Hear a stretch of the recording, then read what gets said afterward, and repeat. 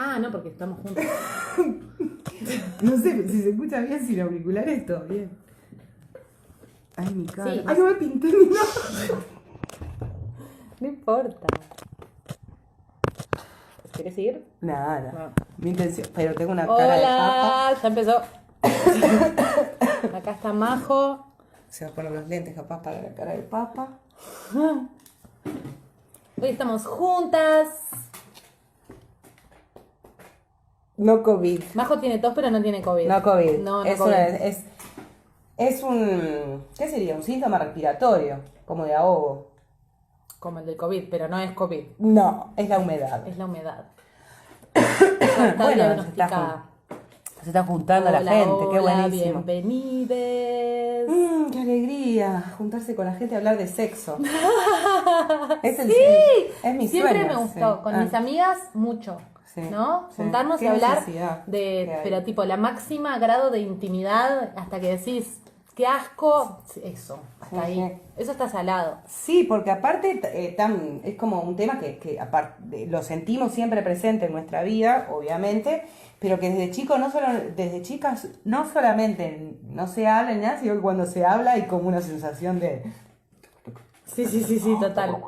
Entonces ahí, o si te estás tocando la vulva, alguien, alguna mirada o algo, ya hay una información ahí. Total. O si estás jugando con una sos A mí de chiquito, chica sí. me descubrió mi mamá una vez. Autoerotizándote. Autoerotizándome. A mí también una vez. Fue muy incómodo. Madres presentes, padres, sadres, nunca lo hagan. Si van a la puerta de Ignet, váyanse. Y sí, y generen esos espacios A de mí me intimidad. dijo, tipo, me agarró, lo voy a contar. Contale y yo después cuento la mía, pero la mía Estábamos es muy en simple. Rivera, en la casa de mi bisabuela, y yo estaba ahí. Y Meta a gozar. y me meta a gozar y abrió la puerta y me vio en esa y como que se fue. Yo muy avergonzada, ella muy avergonzada. O sea, cumplió efecto. Cumplió efecto, pero ¿qué hizo? Después, de noche, Ah. viene y ¿qué me pregunta? Me dice, papina, ¿sentís placer al tocarte la colita? Perdón. Y yo, ¿Y ahí qué fue lo que te hizo sentir?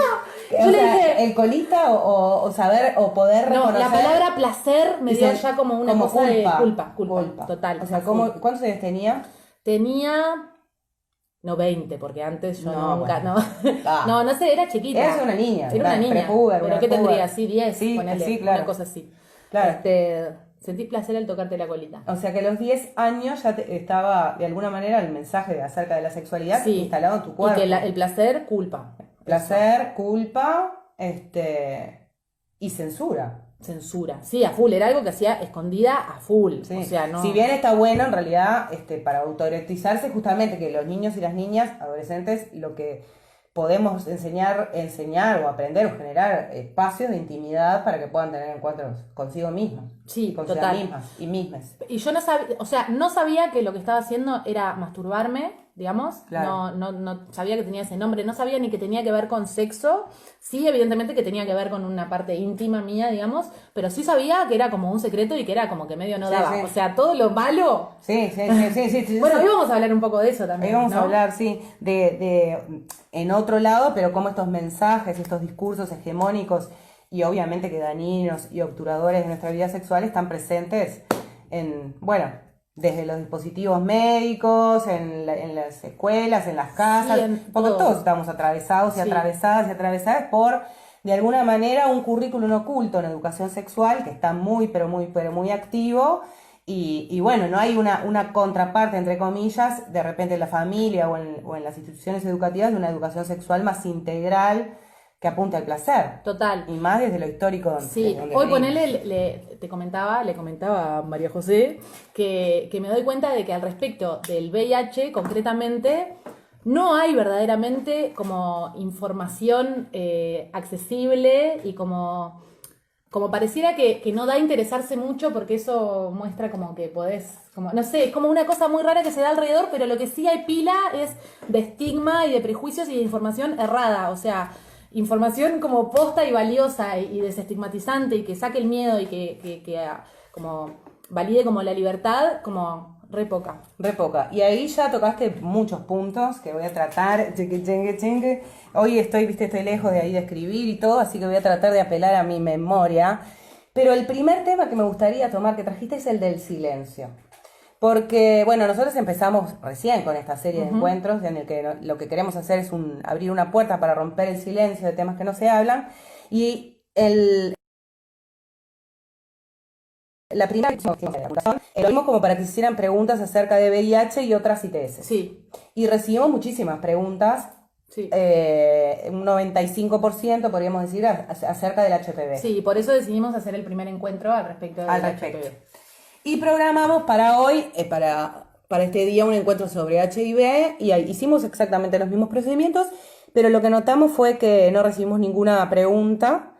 Y a su vez, bueno, desde un punto estadístico, ¿no? Mirando lo que tiene que ver con los likes, y discúlpame que voy a pronunciar todo mal el inglés. Pero en cuanto a lo que tiene que ver con compartir los afiches, y en esto no estamos instalando veredas, ni culpas, ni nada, sino reafirmando cómo hay, por un lado, como vos bien decías, un gran silencio, como a veces el preguntarnos por el VIH nos puede exponer a que la otra persona se haga una prehistoria de tu vida sexual o una historia o una fantasía de tu vida sexual. Quiero aclarar que, por ejemplo, en el sticker de pregunta que había puesto antes, que preguntaba sobre HIV y otras infecciones de transmisión sexual, hubo alrededor de 60 o 70 respuestas. Y cuando pregunté específicamente por dudas al respecto del HIV, hubo 0 respuestas. Una persona contestó y dijo, esto no es una duda, pero Majo es tremenda profe, no sé qué. Ah, bueno, sí. Gracias.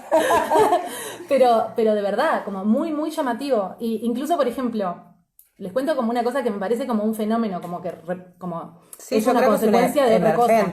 Pero el afiche que posteé en mi Instagram de la charla que íbamos a tener sobre HPV tiene más o menos 300 me gustas. Y el de hoy, el de la charla sobre VIH, tiene 60.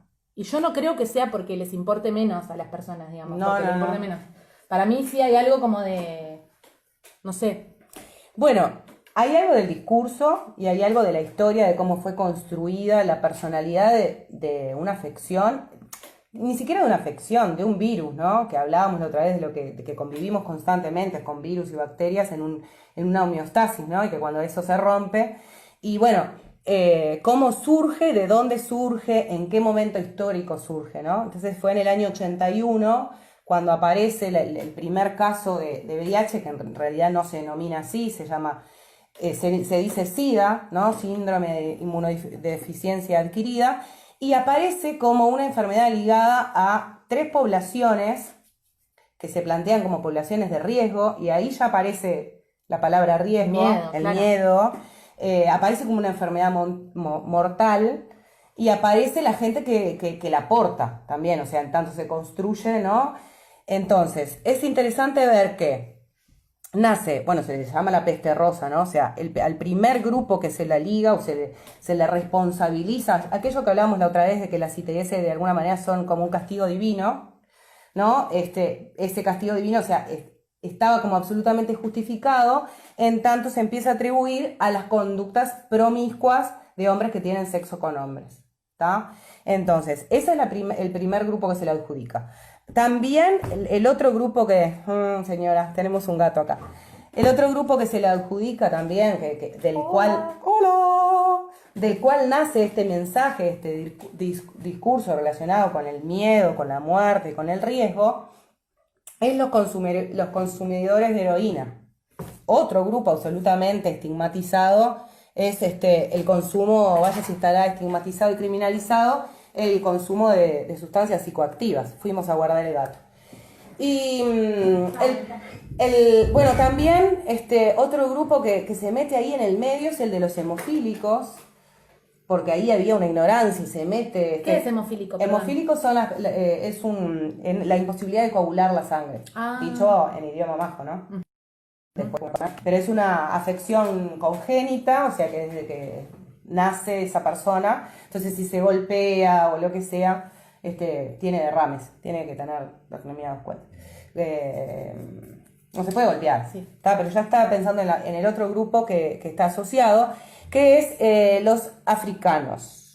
Y ahí tenemos a lo afro y a lo negro, y ya vemos como hay una construcción etnógrafa, de alguna manera, Este es uno de los grupos que se asocia a Claro, ¿por qué? origen. Porque de dónde se dice que viene el virus del VIH, viene de África, donde comían monos y donde carneaban monos, entonces el virus habitaba. Esto no lo tomen como una realidad, esto yo digo como fue presente. Es lo que se creía en aquel Es lo que entonces. se presenta, cuando se presenta la afección, que aparte es interesante, después vamos a recomendar lugares documentales donde lo pueden ver, cómo se presenta el virus a la sociedad. Porque todo descubrimiento científico tiene un procedimiento antes de poder comunicarse a la población en una conferencia de prensa. Sin embargo, cuando se presenta el VIH a la sociedad en un comunicado, en una conferencia de prensa, se saltea este protocolo. O sea, ¿se presenta como VIH? No, como SIDA. no, se presenta como SIDA. Está muy interesante. Yo lo tengo en esta presentación que tenemos acá atrás, pero que no la podemos, porque es nuestro... Es nuestro no importa, pero les podemos recomendar, después recomendar algunos documentales en el que si nosotros hacemos un estudio del lenguaje corporal de la persona que comunica, vamos a notar muchísimas cosas, ¿no? De cómo se presenta esta afección, de la mano de qué advertencias viene a traer. Entonces, te estaba con lo afro y con lo negro. Entonces, ahí también, ¿no? En el imaginario están los negros que son ignorantes o que son rudimentarios y que carneando monos y cortándose, ahí ingresa el virus al cuerpo humano y ahí habría como una transmutación, una mutación del gen, ahora vamos a ver bien qué es realmente el VIH.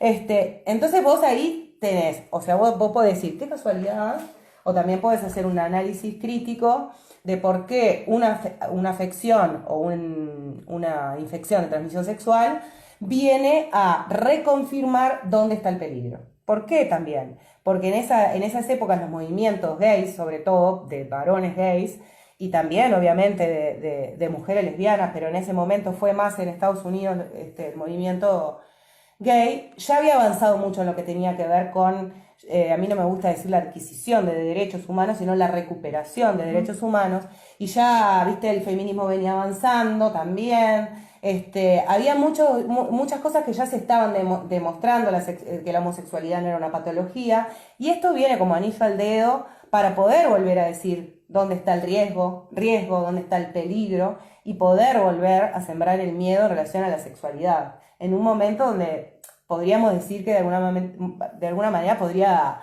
haber un acercamiento a una liberalización de lo que es vivir la sexualidad. Entonces así nace el SIDA, que ahora vamos a llamar a partir de ahora VIH, y además que nace con mucha prensa, en los diarios. Yo tengo ahora, después vamos a ver cómo, si podemos en algún momento, porque me Están encanta. ahí, mira, tirando data, ¿eh? Se propone... Sebastián y Majo. A ver, Sebastián había dicho algo de las 3 Hs antes. Sí, también. sí. Las 3 H son heroína, homosexual, y la otra H es de hemofilia, me parece. Corríjanme si no es así. Se propone GRID también, inmunodeficiencia relacionada a los gays. ¿Le querían poner ese nombre? ¡Ay! Se desmayó. Nos desmayamos sola, no pasa nada. También. Bueno, la cosa que así no se discurso, así se marita en el imaginario colectivo, en el orden simbólico. Haitianos es la otra. Haitianos, gracias. Bien, Qué impresionante. Haitianos, bien. Gracias, Seba. Pero ahí voy a investigar porque yo me quedo con que no sé si en algún momento aparece la hemofilia o estoy pirando. Bueno, pero seguimos. Gracias, Seba. Que no se desmaye nadie, ¿no? Solamente el celular. Después es como que ese grupo de riesgo, viste que riesgo que aparte construye a un portador con todo lo que trae eso del lenguaje bélico en sí, ¿no? Como arma química ambulante. Qué loco, perdón, ¿puedo hacer una observación? Sí, que sí. es re loco que en este momento del COVID y todo eso se vincule el origen del virus a que un chino se comió un murciélago. ¡Caramba! Y tiene como un origen similar, como siempre tratando de estigmatizar como a un sector de la población que resulta peligroso para cierto sector del poder. Claro. Y entonces el discurso biomédico, muy bien, Papina. Los discursos sanitarios siempre, ay, pensé que se desmayaba de nuevo, siempre son funcionales al sistema en el que vivimos, que más que nada es un patriarcado que más que nada es capitalista, y hoy No, y más que los que hilos los mueven siempre los que tienen el poder, sí. y digo los que Porque tienen el poder sí, porque no hay los error, con O de varón, sí. con O de varón. Entonces, ahí me decían que sí, que eran 4 H, homosexuales, haitianos, heroinómanos y hemofílicos. Ahí está. Entonces, bueno, un combo, una personalidad se le construye, digamos, que está muy zarpada, y esa personalidad no se ha renovado. Nosotros ahora podríamos hacer un camino, ¿no? Y ver que esa personalidad, en realidad, se ha deconstruido a la interna de lo que es el movimiento de la sociedad civil de personas con VIH, y en lo que tiene que ver con la comunidad científica. ¿Tá? Pero en lo que tiene que ver con comunicar a la población, no, porque sigue siendo un discurso absolutamente funcional para evitar el contagio. Y el contagio viene de contacto y viene de tocar. Entonces ahí otra vez podemos agarrar y hacer un link con el COVID, ¿no? Y otra vez pensar qué se logra si no nos tocamos, ¿no? No, y claro, igual es súper diferente como la estigmatización que se le Sí, da a una sí, persona sí, con sí, un no. diagnóstico positivo que a un enfermo de COVID, porque aparte el COVID, en nuestro caso, vino de Europa. Claro, Como estamos no, viendo. tienen otra personalidad, pero Sí. yo a lo que voy es al sistema sanitario, de alguna manera moviendo los hilos, digitando y evitando el contacto a través del miedo al contagio. Tiene, o sea, de alguna manera un poco utilizando metáforas, ¿no? Sí, sí, sí. Entonces, ahí tenemos presentada ese discurso y tenemos esa personalidad. Ahora, se construye a su vez la persona que lo lleva. ¿Cómo? Se construye la personalidad de la afección y se construye un portador. O sea, aquellas personas que tienen un diagnóstico positivo de VIH, o sea, lo que queremos decir, se genera miedo para controlar, exactamente. O sea, lo que quiere decir que su mucosa entró en contacto, aparte de su mucosa entró con contacto con el virus, o a través del consumo recreativo de drogas, compartiendo jeringas, tomó contacto con el virus. Eso quiere decir una cosa, pero no implica, o sea, lo que se hace es un juicio de valor, ¿no? Igual un poco me perdí el hilo por mirar acá. Pero que me habías No, mire, yo cualquier cosa te aviso si hay preguntas Está, perfecto. directas. ¿Está? O Entonces, aportes. se construye el portador, ¿está? Que es el arma peligrosa, es el que tiene la marca, el que tiene la estigma, ¿no? El peligroso, donde radica el riesgo. Y a su vez, esa es la persona que se la deja de mirar. Porque si hubo alguna política, ¿no? Hubo alguna política pública en lo que refiere a la prevención del VIH o a la promoción, siempre tiene que ver con cuidar a la población de no contagiarse. Y acá digo no contagiarse utilizando la palabra que utilizan el sistema. ¿Está? Porque entrando a lo que tiene que ver con el VIH en sí, decime si... No, muy loco. Acá Lula dice que a finales de la década del 80, a principios de los 90, en un hospital del interior publicaron la lista de los portadores de SIDA para que la población supiera si salía con alguna de esas personas. Mirá qué tema. Mirá qué tema. Mirá qué tema. Bueno, gracias, Lula. No es gracioso igual, ¿eh? No, nos reímos. Justo hoy hablábamos como... Yo también me preguntaba, ¿no? Porque me parece... O sea, sin dudas es una actitud estigmatizante, pero hoy le decía a Majo que no me daba cuenta como de dónde estaba el borde y dónde empezaba lo estigmatizante y dónde dejaba lo que una podría considerar como un cuidado, ¿no? Y hace poco esto que está contando de Lucía que pasó en Melo con unos WhatsApp que se filtraron de una mujer que tenía un diagnóstico positivo de VIH y se filtró un WhatsApp también con las personas que había estado. Entonces ahí hay muchísimos aspectos en realidad a tocar, y dentro de un rato vamos a invitar a Majo Fraga. Sí. Olvídate de que existe la confidencialidad, exactamente. Entonces, tantas aristas acá que yo no quiero perderme con ninguna. Primero, el derecho a la intimidad, ¿tá? El derecho a la intimidad es un derecho humano, por lo tanto, quien tiene un diagnóstico positivo es quien elige a quién contar. Nadie más puede meterse en eso. Quien se mete en eso, o sea, revela el estado vamos a hablar como se hablan los médicos, revela el estado serológico de la persona, ya sea porque es un profesional de la salud que filtra la información, ya sea porque es alguien que advierte de otra persona que tiene VIH, está violando esa ley y está violando un derecho humano.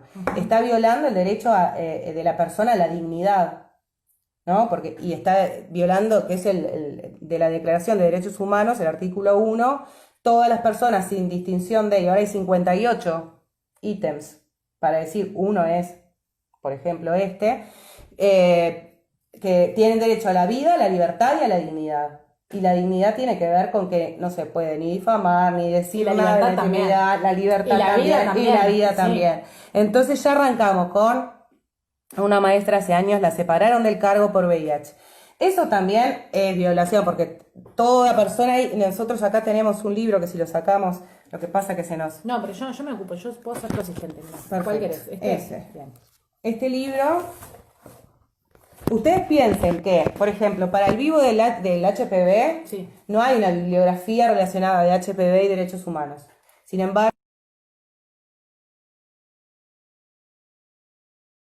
yo he muchos libros que tienen que ver con VIH y derechos humanos. ¿Por qué? Porque no constantemente los derechos de personas con VIH-Sida, en el acceso a la salud, en el acceso a la educación, en el acceso al trabajo, en el acceso a tratamientos, ni que hablar si lo interseccionáramos con la pobreza, ni que hablar con el estigma y la discriminación, en lo que tiene que ver con lo legal y en lo que tiene que ver con los cuerpos y con la vida de las personas en concreto, ¿no? Cómo se hace carne, estoy viendo si me olvido de algo. Y además que esto, mirá esto qué interesante que está, estigmatiza y culpabiliza el erotismo, ¿viste? Y eso es una vivencia bastante fea para la persona, Claro. ¿no?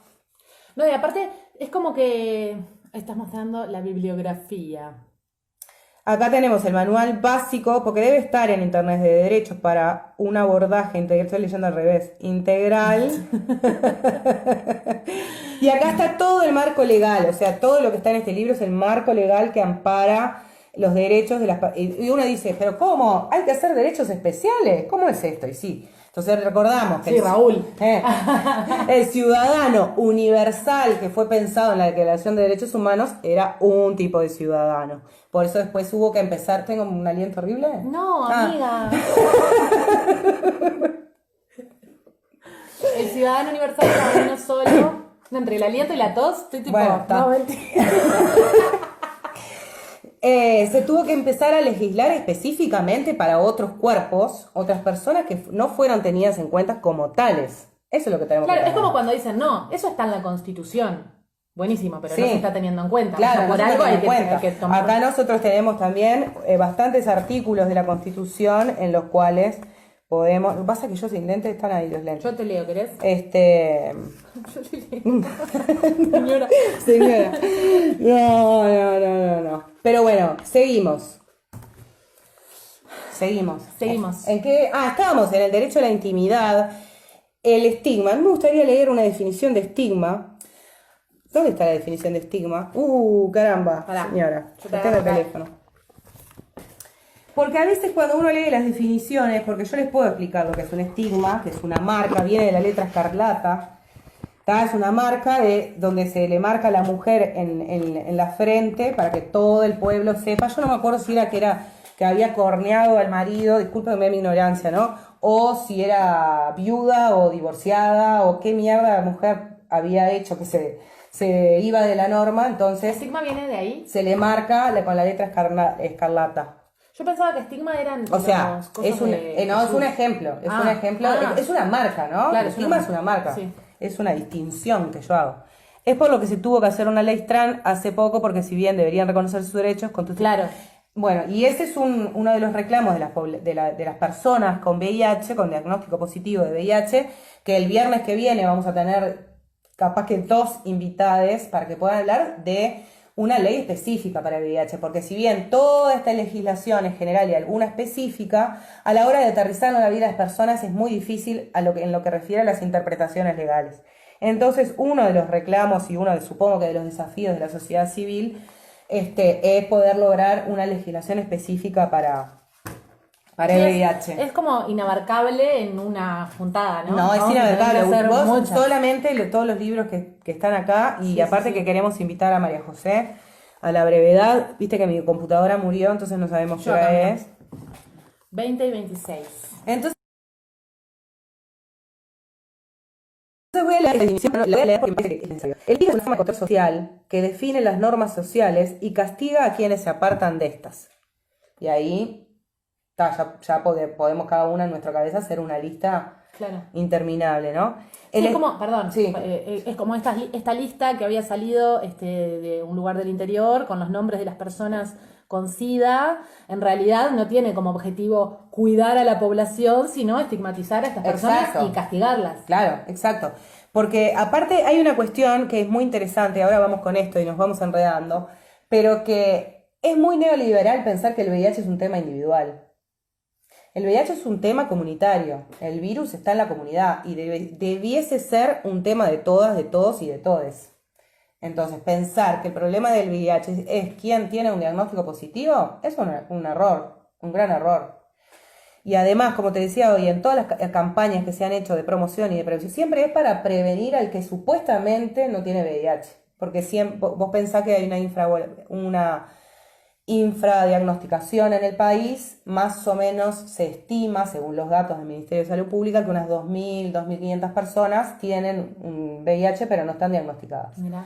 Entonces, con esto no queremos sumar ni miedo, ni riesgo, ni nada, sino decir que toda esta construcción es la que hace que yo no me anime a preguntar, es la que hace que yo de repente vaya y diga, mira que aquel tiene el bicho, ¿no? Es la que hace que yo si no me haga el test por miedo, es lo que hace que yo diga, a mí no me va a pasar. Sí, sí, total. Sí, es como ese tipo de pensamiento, como, uy, le voy a avisar a esta persona que la persona con la que se está viendo tiene un diagnóstico positivo porque lo cuido, qué sé yo. En realidad es sumamente violento.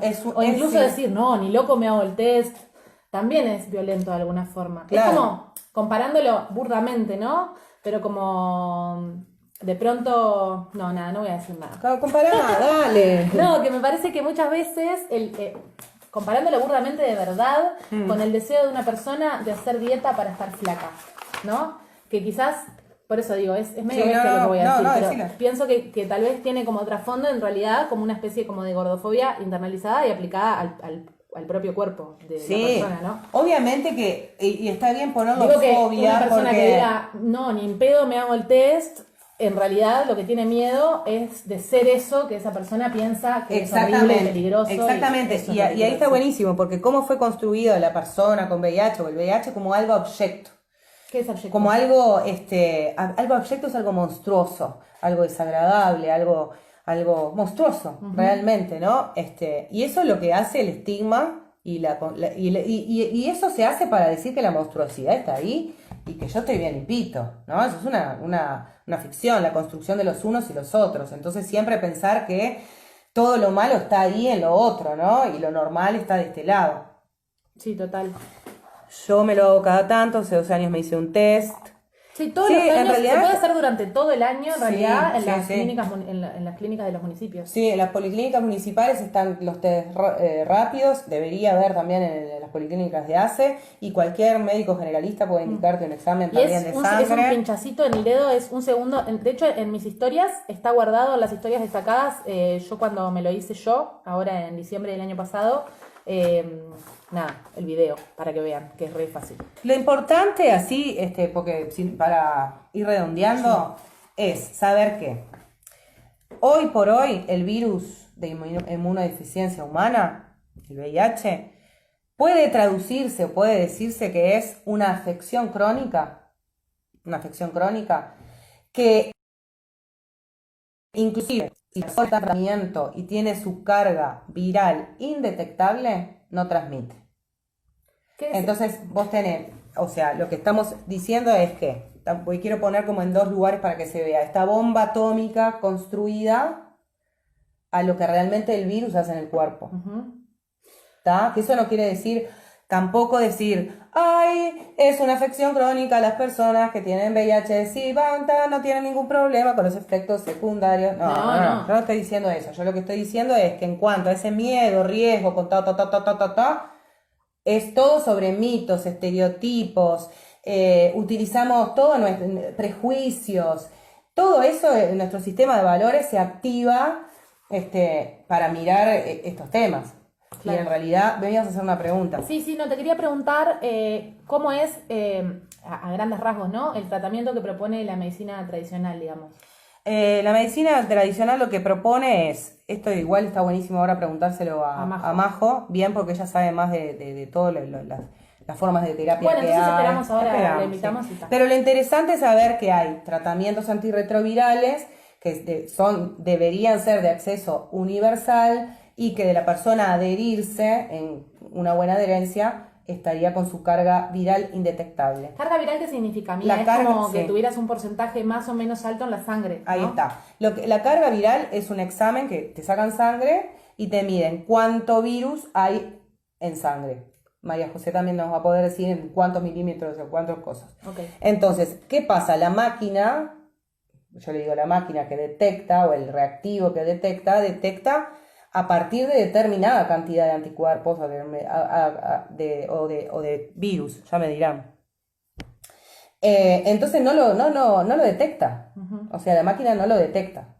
Por lo tanto, es indetectable. No es indetectable la persona. Porque otra vez estamos poniendo en la persona la situación. Claro. Y le estamos poniendo un mote, le estamos poniendo un nombre, y no tiene que ver con la parte de la identidad. O sea, el VIH puede pasar a ser parte de tu identidad si vos tenés ganas. Si no, la otra persona no lo puede estar decidiendo. Podés tener, ¿Está? digamos, una sexualidad totalmente normal. Sí, igual habría que ver qué es normal. Claro, bueno, la Sí. sexualidad que desees. La que vos decir. quieras, Sí. saludable, etcétera. Y después siempre saber que en los encuentros sexuales, cuando hay más de una persona, por decirlo de alguna manera, o sea, cuando no es autoerotismo, es un encuentro de personas. Entonces ahí el acuerdo de cuidado tiene que ser entre todas las, o debería ser, o estaría buenísimo que fuera, entre todas las personas que están ahí. Sí, que ahí ya tenemos 10 vivos para hacer más o menos. Que ahí, De... claro, Sí. y ahí está, no solamente está el VIH, si bien, pará. Es un montón. Vamos a hacer varias más encuentros sí, igual. hubo varias preguntas, copias de virus. Copia Acá. de virus es lo que mide, que yo decía. ¿Después de 6 meses se detecta o cuándo? Preguntan. Lo que se llama periodo de ventana, que es el tiempo que hay que esperar para que estén los anticuerpos, es de 21 días hoy por hoy con casi todas las técnicas de detección. O sea que una yo vez les que recomiendo esperar un mes Sí. después de la última praxia sexual en la que ustedes crean que hayan podido estar expuestos a contacto con algún virus, en este caso con VIH. El VIH se detecta solamente con virus. Sería buenísimo comentar la diferencia entre SIDA y VIH, que siempre se anda mezclando las cosas y términos y metiendo todo en la misma buchaca. Bien, entonces, al SIDA lo vamos a tirar por un momento a la basura, Okay. el término ese, ¿no? Entonces, VIH es el virus de inmunodeficiencia humana, que lo que hace es cuando ingresa al organismo, accede a los linfocitos CD4 y yo no voy a explicar en términos así, No, pero y lo que aparte hace no es como que de sabemos. alguna manera empieza a comandar ahí y empieza a replicarse, ¿sí? Hasta que hay mayor cantidad de virus de VIH.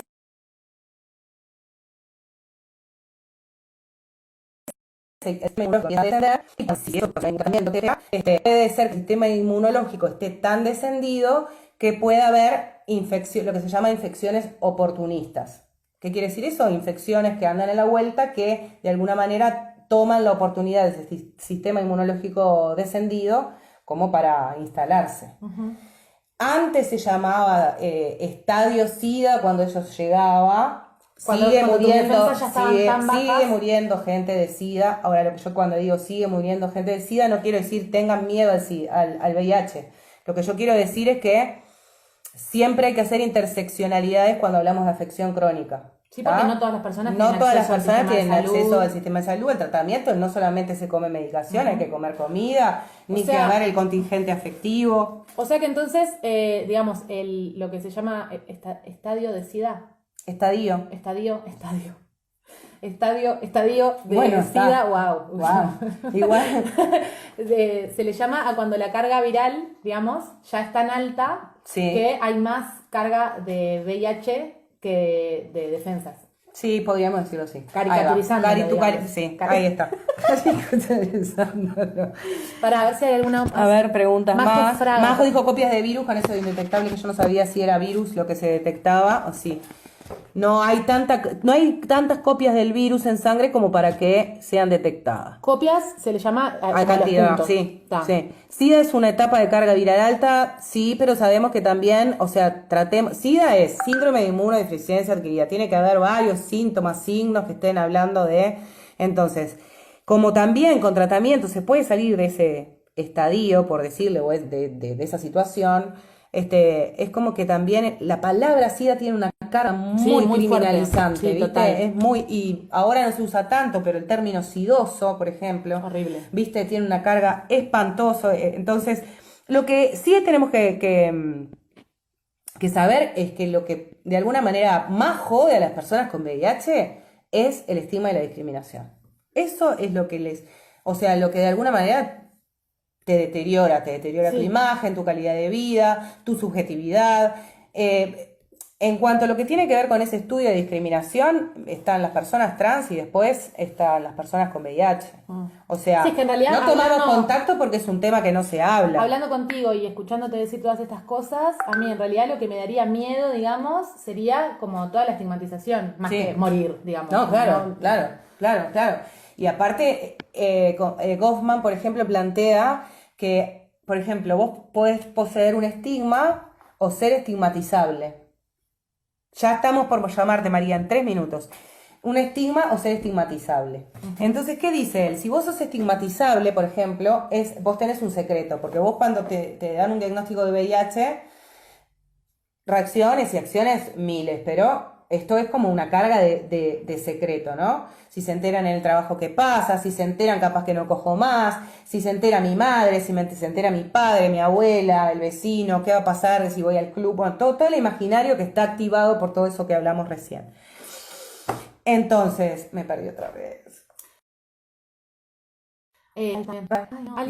Bueno, igual ¿Pueden existir consecuencias legales que nada de conocimiento del público le esté? Sí, pueden existir consecuencias legales. Por supuesto que sí, porque ahí está violando bastante derechos humanos, civiles, y además de la Declaración de Montreal, de lo que tiene que ver con los derechos de las personas con VIH. Lo que sí recomendamos es poder llamar al 0800-3131, asterisco 3131, para poder tener este asesoramiento en todos estos temas todos los días de 8 de la mañana a 8 de la noche, porque hoy no vamos a poder abordar todas las temáticas. vamos a seguir igual un par de semanas más, yo creo, por lo Sí, menos, yo creo que vamos a tener charlando que... sobre VIH. Hay otras preguntas arriba también, si puede haber falsos positivos con el ELISA o el Western Block. Eso lo contesta ahora María. Bien, y acá si pueden hablar sobre el PrEP. Bien. Es muy importante saber que hoy por hoy estamos viviendo lo que podríamos llamar el paradigma de indetectable es igual a intransmisible. Entonces ahí descongestionamos bastante, ¿no? Porque estamos sabiendo que en realidad quien está indetectable no transmite. No transmite. No transmite. Incluso teniendo, o sea, no transmite VIH, No incluso transmite VIH. teniendo sexo Sin protección, protección, claro. Lo que sí se expone a esa otra edad con la que se va a encontrar. Lógico. Que también negociará, y eso es la libertad, porque nosotros no podemos salir con un discurso ahora evangelizante de usen el preservativo, háganse el test, hagan esto o hagan lo otro. No, igual porque... lo ideal sería usar siempre preservativo, pero no por el miedo de ¿cómo se dice? El contacto. Del contacto con el VIH, sino como por el cuidado del cuerpo de uno con respecto a todas las cosas. Claro. ¿no? Todo... Y también si alguien, o sea, la recomendación es esa, ¿no? El uso del preservativo. Sí. Pero si una persona decide tener un encuentro sin preservativo, no debiese haber juicio. No debiese haber no debemos entrometernos en la intimidad de la vida sexual de las personas. Y ahí podríamos seguir con millones de derechos, pero Majo, vamos con Majo. Vamos a llamar a Majo. Transmitir con Majo. Ahí estoy hablando así, mira. Ay, qué horrible. O sea que en realidad también está buenísimo que el Estado se haga cargo un poco, ¿no? Porque es un problema... ¡Hola! Mira qué linda remerita que tengo. Mira. Bueno, acá estamos. Lo primero, darte la bienvenida. Te tendría que haber preguntado cómo presentarte, pero te voy a presentar de forma personal como una gran amiga de años, una íntima amiga del alma, del corazón, que siempre está, además de una activista en derechos humanos y en todo lo que tiene que ver con VIH, con un gran conocimiento, empatía, colaboración, bueno, en fin. Majo Fraga, bienvenida a nuestro encuentro Rompiendo el Silencio. A ver, para comentar de todo lo que hemos hablado, hay algunas preguntitas que me parece que... Tuya la palabra. Arrancá por donde quieras o Papilla te pregunta. Baja que hay problemas de trípode también. Bueno, Mirá el cigarro. sí. Señora. Señora. A ver, esperen. Bueno, no sé si me escuchan bien. Bárbaro. Bien. Te voy a nombrar para que me hagas los currículum. Sabelo. Bueno. Bien. Y la pregunta que quedó ahí, no, vos arrancás por donde quieras, pero viste que la pregunta que quedó ahí, la que nosotros vemos acá, dice si hay efectos legales, si hay consecuencias. No, esto ya lo habíamos ya contestado. lo contestamos. Habían preguntado lo de los falsos positivos. Está. Pero igual vos arrancás con el comentario que quieras de todo este vivo que estamos haciendo y después, si querés, vamos a las preguntas específicas. Lo importante es que tomes la palabra. Escuchando lo que ustedes estuvieron conversando también, porque no sé por qué me viene a recordar, no sé. ¿Los auriculares? En principio, un poco la historia que hacía Majo, o sea, cómo irrumpe el VIH en el mundo, y el VIH, la sigla VIH, virus de inmunodeficiencia humana, ya ahí tiene un kit humano. Entonces eso nos hace caer en que, bueno, en que nos puede atravesar a todos. Y esto vino a hacer de alguna manera repensar la sexualidad. Porque en el comienzo se hizo mucho énfasis en el use condón, entonces aquellos grupos que en un principio eran estigmatizados y que con la aparición del virus en estos grupos se genera una nueva discriminación, ahora con fundamentos, porque a los homosexuales, ¿viste? Porque por algo yo los discriminaba. A los drogadictos, ¿viste? Bueno. Sí. Hasta que caímos en que, bueno, en que la vía sexual, la sexualidad que nos atraviesa a todos, nos involucraba a todos. Pero también caímos en la trampa de decir, bueno, pero yo como no soy homosexual, a mí no me importa, yo no me drogo, no me importa, yo no soy haitiana, no soy, porque también, un poco con lo que vos decías, Majo, al principio, creo que la construcción del VIH se hizo desde una perspectiva blanca, gay, y bueno, desde ese lugar se empezaron a generar estas campañas que apuntaron al miedo y que, bueno, hay que tirar años para atrás para ver lo horrendas y monstruosas que eran, ¿no? Eso que me quedó ahí en el tintero. Hoy por hoy, bueno, la ciencia obviamente ha avanzado muchísimo. Podemos hablar que es una enfermedad, una afección crónica.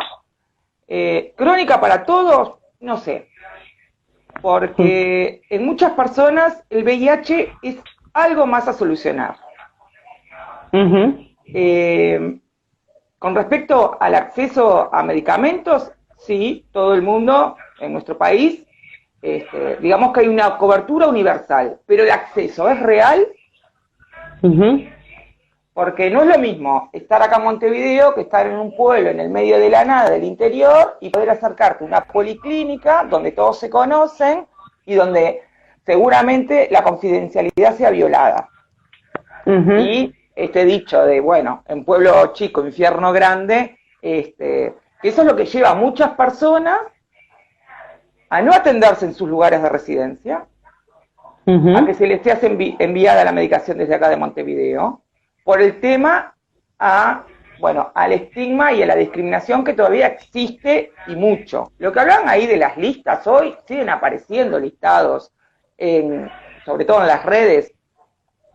Sí, y bueno, también conocemos lugares que de repente en algún lugar de trabajo o se empieza a correr como un rumor, ¿no? Y bueno, y empieza a generarse sobre esa persona, justamente, se hace carne la discriminación y el estigma, con todo lo que eso significa, ¿no? Porque cuando uno dice que una persona tiene un diagnóstico de VIH, inmediatamente la imaginación de la otra persona empieza a construir una vida, ¿no? Sí, no, tal cual. Y es una barrera fundamental para que muchas personas lleguen al día de hoy con un diagnóstico tardío. ¿Esto qué quiere decir? Que un poco estaban hablando antes y hubieron preguntas por ahí entre los estadios y ser VIH. Y, a ver, una persona, una vez que es diagnosticada, se controlan dos cosas, o se miden dos cosas en el organismo. Por un lado, el sistema inmunológico. Acá volvemos a este idioma bélico, ¿no? Sí. Está presente el sistema inmune, en la que es medicina. como los soldaditos, ¿no? Que nos defienden. Entonces, bueno, el VIH ataca nuestras defensas y hace que se deteriore el sistema inmunológico. ¿Eso qué va a traer como consecuencia? Que a futuro, frente a una infección, que estando mis defensas bien, no pasaría nada, en una persona con un sistema inmunológico deteriorado va a pasar. Por otro lado, hay otro estudio que se le hace a las personas con VIH, que es la carga viral, que esto es lo que vos decías, que mide la cantidad de copias que circulan en sangre. Y esto es una cosa muy importante. Hoy por hoy, en base a los estudios realizados a nivel internacional, lo pueden buscar, son los estudios Partner, se concluyó que pocas veces en medicina se llega a un sí tan rotundo, que una persona con una carga viral indetectable, esto quiere decir que si a mí me sacan sangre, tengo muy poquito virus circulando en copias, pongamos que la media está en 40 copias, las máquinas en nuestro país, por debajo soy indetectable. O sea, que si tengo relaciones sexuales sin protección, no transmito el virus de ninguna forma. Esto ha sido muy liberador para las personas con VIH. Claro. Pero acá nos encontramos con también una pregunta, ¿no? Como que de alguna manera podríamos hablar de una especie de serofobia, hablando mal y pronto, capaz, y como que de alguna manera también la internalizamos, ¿no?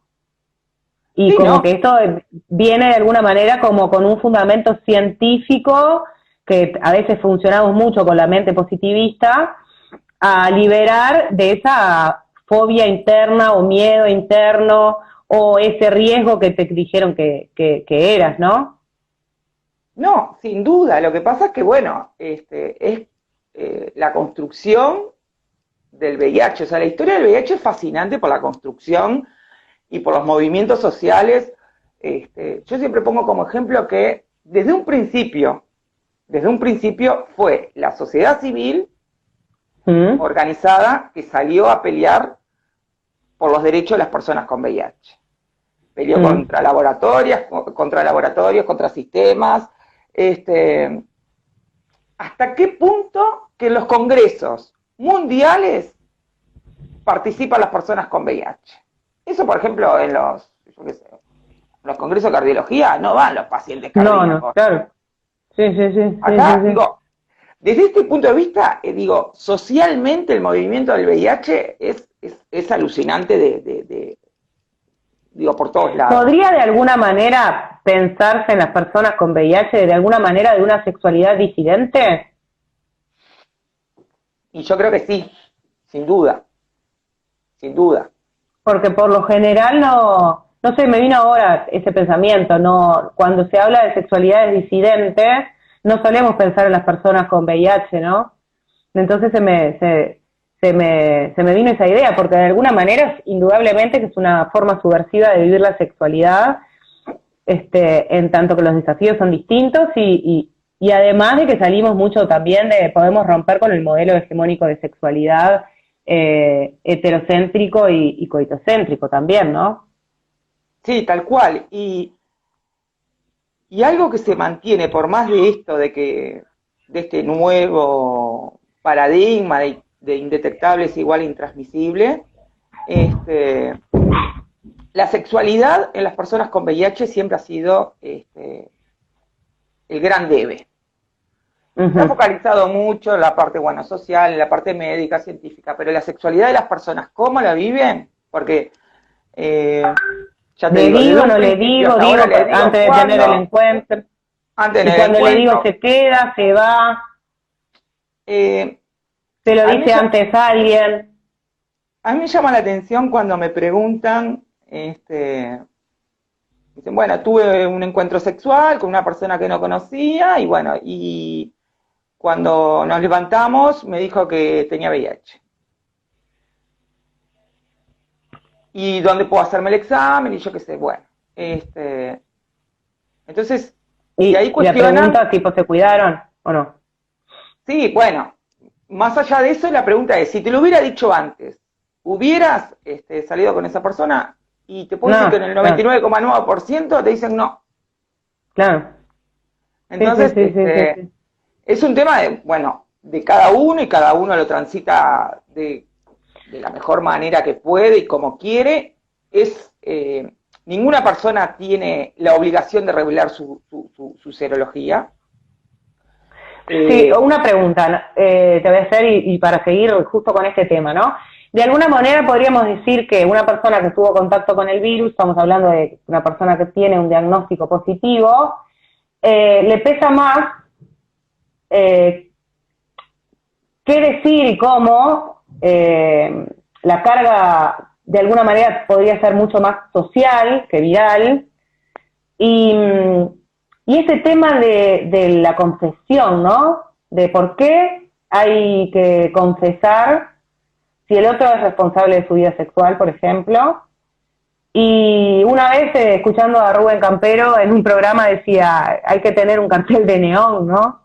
Y andar por ahí, ¿no? Entonces, está bueno esto que venís trayendo en cuanto a la vivencia de las personas, de la sexualidad con personas con VIH, con esto de lo digo o no lo digo, cuando en realidad, cuando va al encuentro, hay un otro que mm, también responsable de su vida sexual. Tal cual, es que la sexualidad es de a dos, de a tres, de los que quieran participar, ¿no? En un encuentro sexual. Y todo pasa por cómo la aborda uno. No es el otro. O sea, el otro me tiene que cuidar, el otro, bueno, yo si me quiero cuidar, me cuido. Si no me quiero cuidar, no me cuido. Por ahí también estaba la pregunta, que ya es meternos en otro terreno, que es el PrEP. Hoy por hoy, digo, hay muchas maneras de cuidarse y desde una perspectiva de derechos humanos. Porque podremos empatizar más o menos con, o decir, bueno, tomar PrEP, o sea, medicalizar la sexualidad, pero bueno, desde una perspectiva de derechos humanos, cada persona tiene derecho a cuidarse de la mejor manera o como prefiera o como elija.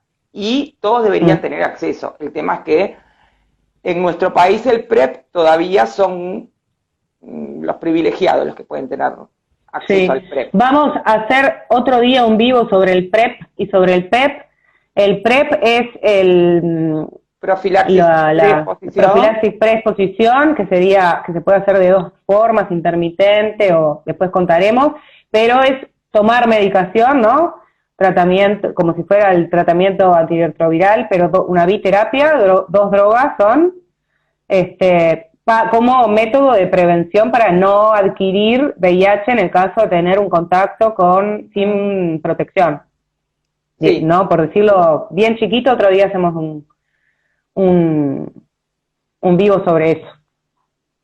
Sí, yo Para que te voy a hacer algo. Sí, seguí, que yo lo mientras busco saqué las preguntas. porque alguien preguntó, hablen del PrEP. Sí, no, Bueno, preguntaron y había que contestar, sí. se puede hacer como un paralelismo con la anticoncepción, salvo que esto previene el VIH. Y bueno, pero son medicamentos que no se pueden tomar así nomás, tienen que tener controles médicos, si no caemos en lo que se llama el PrEP salvaje, que es, bueno, busco por Mercado Libre, y no, porque bueno, como todo medicamento, digo, tiene sus efectos secundarios, pero aparte se necesita un control, ¿no? Un control en relación al tratamiento. Sí, sí. Después alguna pregunta que había quedado colgada por ahí es, ¿en cuánto se detecta? Que me llama la atención que todavía se siga hablando de los 6 meses. Sí, igual esa ya la contestamos, increíble. Lo que pasa es que hay un vacío entre entre la actualidad y la última vez que se habló de VIH para la comunidad, porque es un tema que no se habla. Es Ya. así. Preguntaban acerca de los síntomas, ay, yo no sé las preguntas, si había algún síntoma A ver, el VIH es algo que no es... y qué produce en el cuerpo, ya lo dijimos. Si querés podés, Majo, hablar de lo asintomático y eso, y porque ya nos queda poco tiempo, Bien, como para después ir cerrando como de alguna, quedan 5 minutos, ¿tá? Entonces capaz que una breve de eso, como para poder cerrar, no cerrar la temática hoy, porque no la vamos a cerrar, pero por lo menos en relación a lo que hemos hablado, como que pudiéramos decir cuáles son las cosas a tener más en cuenta cuando hablamos de VIH, como para que este paradigma pueda cambiar. bien. Referente a lo que preguntaban por ahí, de que si hay síntomas, en algunas personas hay síntomas que se llaman inespecíficos en los primeros 7-10 días, que es cuando se da la seroconversión, cuando se pasa de negativo a positivo, que puede ser como una gripe, una inflamación de ganglios, ta. Después es totalmente asintomático, hasta pasado 7, 8 años, 10, hasta que este sistema inmune está totalmente deteriorado, que bueno, que ahí sí presenta otro tipo de síntomas asociados a estas enfermedades por un sistema inmune totalmente deteriorado. Por eso la importancia de hacerse los diagnósticos en forma precoz. Y que en nuestro país es alarmante. Por lo pronto a mí el año pasado me llamó muchísimo la atención y es alarmante que la cantidad de diagnósticos tardíos. Entonces, bueno, Claro. tenemos que Y repensar. esto también, de lo de los diagnósticos tardíos, está íntimamente ligado a todo lo que hablábamos en la primera parte, ¿no? Al estigma, Y la a esa negación, sí, claro, y esa negación como comunidad que tenemos, que no nos preparamos para de alguna manera, para entender que vivimos con VIH, todos, ¿no? Que vivimos en bueno, desde que llegó el VIH a que llegó, y en vez de prepararnos para eso, para convivir con esa situación, el silencio de alguna manera nos deja paralizados. Sí, tal cual, sí. Es una de las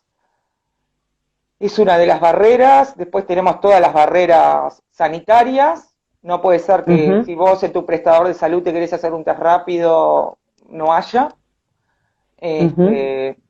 Solo en policlínicas de ASI en la intendencia.